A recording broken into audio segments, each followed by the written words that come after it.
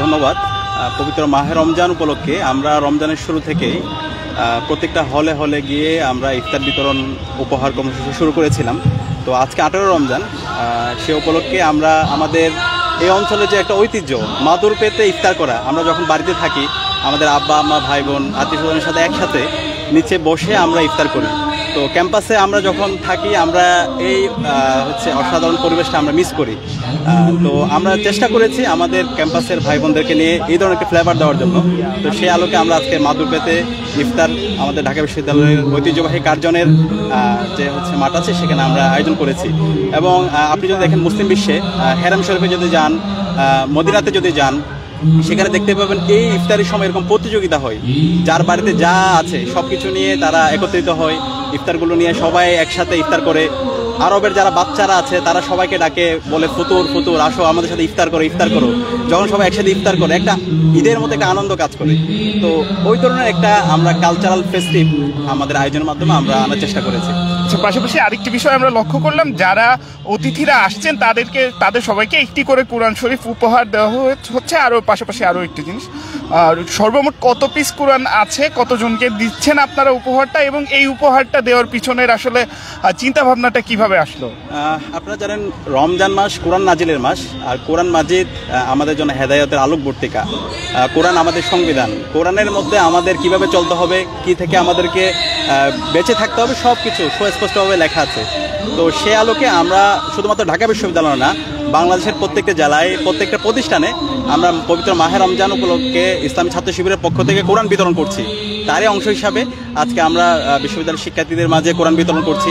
এর পাশাপাশি বিশ্ববিদ্যালয়ে যারা শিক্ষক আছে তাদের মাঝেও কিন্তু আমরা কোরআন বিতরণ কর্মসূচি ইতিমধ্যে আমাদের শেষ পর্যায়ে, এবং আমাদের যারা কর্মচারী কর্মকর্তা আছে তাদের মাঝেও আমরা বিতরণ করছি ঈদের উপহার, পাশাপাশি কোরআন এবং ইসলামিক যে বইগুলো আছে সেগুলো আমরা বিতরণ করছি। আচ্ছা, এই ইফতার মাদুর পেতে যে আসলে ইফতার করা, এতে আসলে আপনার শৈশবের কি কি স্মৃতি মনে পড়ে? ইতিমধ্যে আমরা বলেছি আমরা যারা ক্যাম্পাসে আছি আমাদের আব্বা আম্মার সাথে সেহরি করা, ইফতার করা, এইভাবে মাদুর পেতে, সেটা আমরা অনেক বেশি মিস করি। তো যেখানে আমাদের ক্যাম্পাসে রমজানের সময় পরীক্ষা থাকে, আমাদের ক্লাস থাকে, যে কারণে আমরা চাইলেও পারি না, অনেকের চাকরি কেন্দ্রিক পড়াশোনার কারণে ক্যাম্পাসে থেকে যায়। তো এই স্মৃতিগুলো যেন আমরা আবার স্মরণ করতে পারি, এবং এই স্মৃতিগুলো যেন আমাদের যে স্মৃতিগুলো আমাদেরকে অনেক বেশি আমাদেরকে আবেগতাড়িত করে, তো সেই স্মৃতিগুলোকে আবার নতুনভাবে পুনর্জাগরণ করার জন্য আমরা আজকে এই আয়োজনটা করেছি। রমজান ঘিরে শিবিরের কি কি কার্যক্রম রয়েছে? রমজান ঘিরে তো আপনারা দেখতে পাচ্ছেন রমজান শুরু থেকে আমরা ইফতার উপহার বিতরণ কর্মসূচি শুরু করেছি, পবিত্র কোরআন মাজিদ বিতরণ শুরু করেছি। গতকালকে বদর দিবস ছিল, সেই উপলক্ষে আমাদের প্রত্যেকটা ক্যাম্পাসে প্রত্যেকটা জেলায় জেলায় আলোচনা সভা হয়েছে। এর পাশাপাশি রাসূল সাল্লাল্লাহু আলাইহি ওয়াসাল্লামের জীবনীর উপর, সিরাতের উপর আমরা প্রতিযোগিতা আয়োজন করেছি।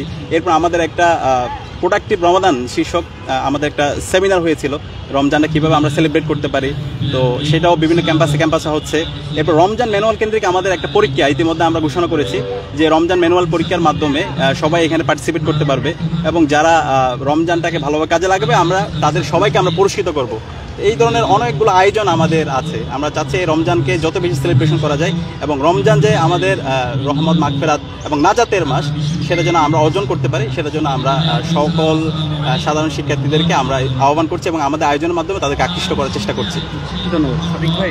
প্রচার সম্পাদক সাদিক কায়েম। আমরা এখানে দেখছি সেই কোরআন শরীফ, যে কোরআন শরীফগুলো শিক্ষার্থীদেরকে উপহার দিচ্ছে কেন্দ্রীয় ছাত্র শিবির, এর পক্ষ থেকে কোরআন শরীফ কিন্তু পাচ্ছেন। আমরা একজনের সাথে একটু কথা বলি। ভাই, একটু প্রশ্ন করতাম, এই যে কোরআন শরীফটা পেলেন, এরপরে আসলে আপনার কেমন লাগছে ছাত্র শিবির যে একটি কোরআন শরীফ আপনাদেরকে উপহার দিচ্ছে? এটা খুব ভালো উদ্যোগ, ভালো লাগতেছে। পাশাপাশি আরেকটি বিষয় জিজ্ঞেস করবো, যে এই যে মাদুর পেতে বসে যে ইফতার উপভোগ করা, এটি তো সাধারণত আমরা আমাদের বাড়িতে করার থাকে পরিবারের সাথে, তো আজকে শিবিরের এই আয়োজনটা কেমন লাগছে আপনার কাছে? শিবিরের এই আয়োজনটা খুব ভালো উদ্যোগ, আমার পার্সোনাল ওপিনিয়ন, এবং আমিও পরিবারের সাথে মাদুর পেতে ইফতার আয়োজন করতাম। তো ফ্যামিলির যে কি বলা যায়, যে ফ্যামিলির কথা মনে পড়ছে, এটাই আমরা নিতে পারি, তাহলে একদিন আমরা পুরো মুসলিমকে আমরা শাসন করতে পারবো। আর যদি এটা তাদের থেকে আমরা না নেই, বরঞ্চ এটা যদি তাদের কাছে থাকে এবং তারা এটা অধ্যয়ন করে, আমল করে, তাহলে এই মুসলিমরা একদিন সমস্ত পৃথিবীকে লিড করবে, তারাই সমস্ত পৃথিবীকে শাসন করবে।